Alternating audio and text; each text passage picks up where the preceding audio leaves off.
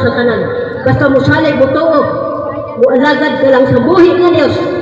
Mag-unsa man ang atong ginasimba nga mga ginuhat lang sa tao, wala yun mahibuot ang Ginoo niya nga buhi. Usa mga igsoon karon pa lang, doon na mo sa buhi nga Dios. Si Jesus Christ ang atong kaluwasan. Kay kinsabay nagpalansang sa cross. Di ba si Jesus Christ man? Unyang say atong ibalos na iya man tang gipakamatyan. Iya tang ginaluwas mo igsoon. Kay kung wala si Jesus Christ, kita ang angay silukan. Tungod kay grabe kita ka mga makasasala. Mga pinulungan nato, istoryahan, manggawas sa atong bakba, ng mga laway, mga balikas, unsa pa diyan ng mga kahugawan, manggawas ng atong bakba. Kani atong dila gamay kayo ni, pero makasunog ni sa tibok natong kalag sa mga igsoon. Tuuhin ninyo nga si Jesus Christ, pakigrelasyon kamo sa buhi nga Dios, nga si Jesus Christ. Ay wala kay makadto sa langit, wala makasulod sa gingharian sa langit, kundi pinaagi lang kang Jesus Christ. Kay naa diya sa Juan 14:6, Jesus nitubag, ako ang dalan, ang kamaturan o ang kinabuhi. Walay makadto sa amahan, kundi moagi nato. Usa pinaagi lang diay kang Jesus Christ. Wala diya, di kita makadto langit, kundi nato dawakon si Jesus Christ nga mo'y manluluwas sa atong kalag. Mo'y manluluwas sa atong kinabuhi. Mga igsoon, hunahunaan ninyo, makining atong panahon karon. Dili na ni normal mga igsoon. Abi ni normal pa ni wala. Musamot pa ni. Grabe na kay nga lisod aning kalibutan. Kay nagtanaw si Jesus Christ sa mga tao. Gamay lang kayong nagtuong nagsalig kaniya. Busa mga igsoon. Aron dili mo maadto sa kalaglagan. Biya mo sa pagkakasala mga igsoon. Doon mo kan Jesus Christ. Kay siya lang ang dalan, kamatuoran ang kinabuhi. Yan ang siya mismo mga igsoon ang nagsulti niya na dili na mga istorya nga baka kung dili. Si Jesus Christ yun ang nagsulti niya na mga igsoon. Kapinaagi lang kaniya. Kay siya ang dalan, ang kamatuoran ang kinabuhi. Kung magpadayon ta sa pagkakasala, nadya sa Roma 6:23, kay ang bayad sa pagpakasala mao ang kamatayon, pananggasa sa buhi nga Dios, mao ang kinabuhing walay kaigsoon. Busa atong tunganon ang gusto sa buhi nga Dios nga si Jesus Christ na magbag-o na sa atong kinabuhi. Mga igsoon, hapit na siya mobalik. Kaning kalibutan niya naning hukman. Dili na ni normal atong kalibutan ng igsoon. Kay buwan ang panahon. Maging atong bituyan. Pagkasunugon, tulawon ni sa buhi nga Dios. Ana sa 2:23. City.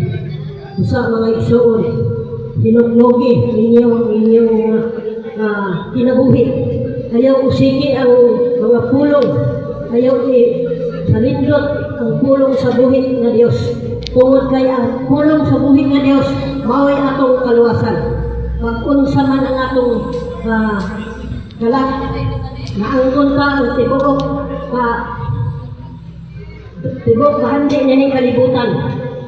Apan ang atong kalag, kay mao ni mga tubang dito sa trono ni Jesus Christ. Nalipay ka din sa ibabaw sa kalibutan. Tungod kay na himo nimo ang gusto nimo kay daghan kag kwarta. Pagabot sa panahon, kung matubag na ta sa buhi na Dios, kunya wala ka makigrelasyon sa kan Jesus Christ, wala kita'y mahimo mga igsoon. Tungod kay hubog ka. Hindi si mabaw sa kalibutan, bungga kay ka. May kay itong pamuyo, waputak walay, natay sakyanan, daghantag mga negosyo. Daghang kita kwarta, kung siya itong gusto paliton, mapalit nato. Pero, hunahunaa, mga igsoon, nasa kakapusang mga adlaw, ang atong kalag mo'y mo atubang kan Jesus Christ sa iyang trono. Kung wala ka makigrelasyon kan Jesus Christ, wala kay espiritu kasama sa espiritu ni Jesus Christ, wala. Luoy kayo sa mga igsoon. Tungod kay duhar na ba itong painan ng kalibutan, langit o impyerno. Kung wala ka, mga lagad kang Jesus Christ, wala nimo bali-baliha ang pulong at imong madunggan nga pulong sa Dios. Imong gisalikway. Manubat ka niya na umas katapusan mga adlaw mga igsoon. Tungod kay hutbon kita kung sa atong binuhanan ng ibabaw sa kalibutan mga igsoon. Ayhan na rin ka magbason, ulahin na ang panahon. Wala na'y kaluwasan na ng panahon na kung matuwa ka na tubangan sa buhay ng Diyos na mauwang maghuhukom ka na itong tanan. Dili na ka maluwas na ng panahon na. Karoon ang panahon mga igsoon na mudoon ka sa buhay ng Diyos. Makigrelasyon ka kay Jesus Christ. Maghinulsong ka sa itong mga sala. Ubiyak ka sa itong sala. Aron ka maluwas. Ayaw ninyo ka bisibisihan. Kapan mo ng pangutana diya mga igsoon. Kung sa atong mga binuhatan, atong mga pinulungan, atong huna-huna, makalangit ba ka sa mga igsoon, karon pa lang, paubos ninyo na inyong kaugalingon. Tangtangan ang garbo, kay ang garbo mo na'y makadaot sa atong kalangit. Ang garbo mo na'y makapasilain, makasampa ka dito sa linaw nga kalayo. Gusa ang gusto sa buhay nga Diyos, ipaubos na ito itong kaugalingon, paubos na ito itong garbo, kaya aron makasunod na sa gingharian sa langit.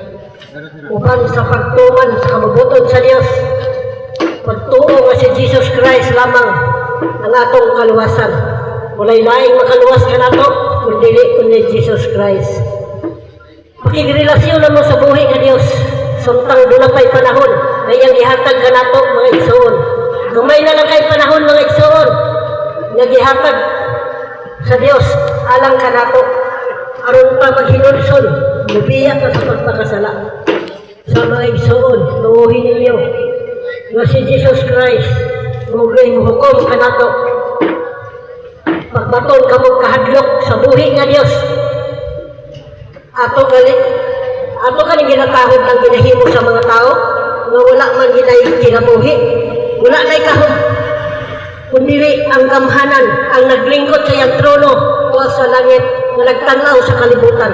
Muna'y angay na itong hadlukan, muna'y atong tuuhan, nga muna'y makaluwas ka na ito.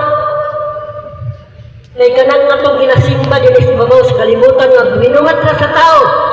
Abi ninyo makaluwas na katapusan sa panahon sa inyong mga kalag. Muna hinuoy mo dala kaninyo dito sa kalaglagan. Tungod kay ang Ginoo nalikot-kot, napungot sa nagsimba niya na ginatunggot na niya mga igsoon. Busa hinuktokin ninyo. Hunahunaan ninyo sa makadaghan. Gusto makamumupiyok sa langit. Di kita kasunod sa gingharian sa langit kung usapat ka makasasala.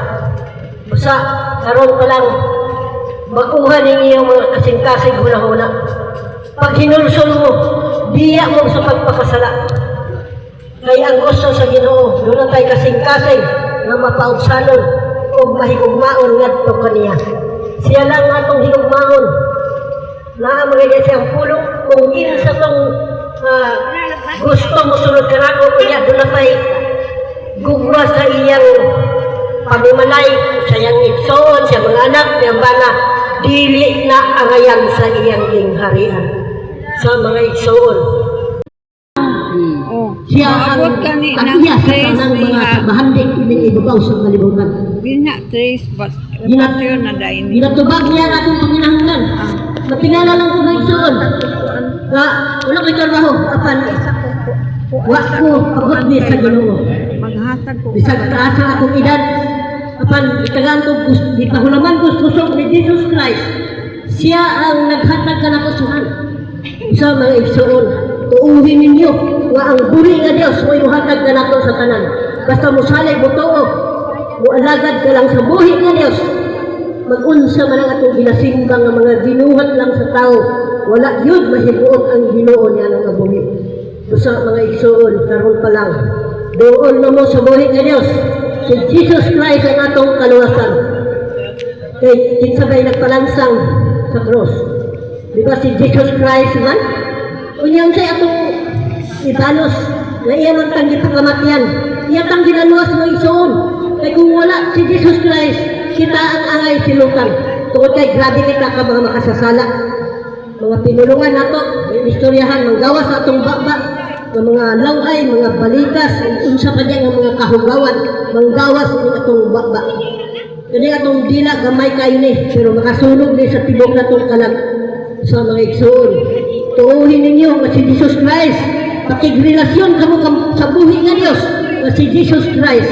Kaya wala kayo makanto sa langit, wala makasulod sa gingharian sa langit, kundi pinagi lang kang Jesus Christ. Kaya naadya sa Juan 14:6, Jesus nito lang, ako ang dalan, ang kamaturan o ang kinabuhi. Walay makato sa amahan, kundi mo agi nako. Usa pinaagi lang diay kang Jesus Christ. Wala gyud di kita makatug langit kundi na to dawakon si Jesus Christ nga mo'y manluluwas sa atong kalag. Mo'y manluluwas sa atong kinabuhi. Mga igsoon, hunahunaan ninyo, makining atong panahon karon. Dili na ni normal mga igsoon. Abi ninyo normal pa ni wala. Musamot pa ni. Grabe na kay nga lisod aning kalibutan. Kay nagtanaw si Jesus Christ sa mga tao. Gamay lang kayong nagtuong nagsalig kaniya. Busa nga igsoon. Aron dili mo maadto sa kalaglagan. Biya mo sa pagpakasala mga igsoon. Doon mo kan Jesus Christ. Kay siya lang ang dalan, kamatuoran ang kinabuhi. Yan ang siya mismo mga igsoon ang nagsulti niya na dili na mga istorya nga baka dili si Jesus Christ yun ang nagsulti niya na mga igsoon nga pinaagi lang kaniya kay siya ang dalan ang kamatuoran o ang kinabuhi. Kung magpadayon pa sa pagpakasala nadya sa Roma 6:23 kay ang bayad sa pagpakasala mao ang kamatayon pananggasa sa buhi nga Dios mao ang kinabuhi walay nakapusan nga naa kang Kristo Jesus nga atong Ginoo. Sa tuhin ninyo nga si Jesus Christ yun ang makaluwas kanato mga igsoon. Dili na maluwas sa kwarta bisang paglag apan na nakadaghan sa inyong kwarta apan dili na makaluwas sa inyong mga kalag mga igsoon. Magunsa man ang kwarta kung ang imong kalag wala pag-abot sa tubangan sa buhi nga Dios, dili na nimo babayaran ang imong kinabuhi dito sa tubangan sa Dios. Tungod kay ang makasulod lamang dito mao katong dunay kasing-kasing nga nagtuo kang Jesus Christ nga siya ang bugtong manluluwas sa atong kinabuhi mga igsoon. Tuhigin ninyo na igsoon, ayaw ninyo isalikoy ang pulong sa Dios nga inyong nabati karon. Usa kay ginatanaw na sa Ginoo. Tuwa siya sa iyang trono naglingkod. Apan nagtanaw siya din sa kalibutan kung unsay ginahimo sa mga tao. Doon na ba'y ang mga tao doon na ba'y kasing-kasing na nagtuong, naghigugma kaniya. Kung doon na ba'y kasing-kasing na pausanong hinusunod, may nagluon sa